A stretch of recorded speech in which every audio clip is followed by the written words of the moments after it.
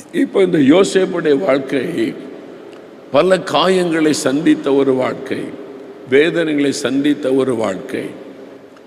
இவனுடைய வாழ்க்கையில் முடிவு எப்படி இருந்தது? தேவன் உயர்ந்த ஸ்தானத்தை கொடுத்து எகிப்துக்கே அதிகாரியாக மாற்றி ராஜாவிற்கு அடுத்த ஸ்தானத்தில் உயர்த்தி தேசமெங்கும் அவன் பெயர் பேசப்படுகிறது. திரள் கூட்ட மக்களுக்கு ஆசீர்வாதமாய் மாற்றுகிறார். பல தேச மக்களுக்கு ஆசீர்வாதமாய் உயர்த்துகிறார். அவன் எண்ணி பார்க்க முடியாத உயரத்திற்கு தேவன் கொண்டு போய்விட்டார்.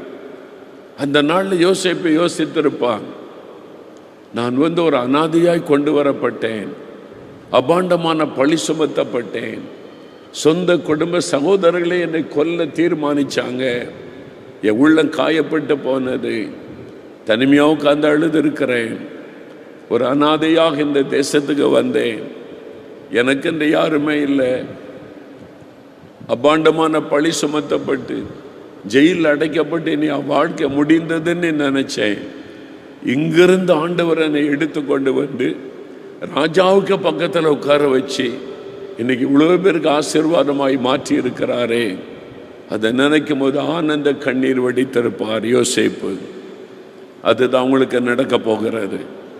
அதுதான் உங்களுக்கு நடக்க போகிறது. இன்றைக்கு ஏமாற்றம், இன்றைக்கு காயங்கள், இன்றைக்கு தனிமை, இன்றைக்கு கண்ணீர், இன்றைக்கு எதிர்காலத்தை குறித்த பயம்.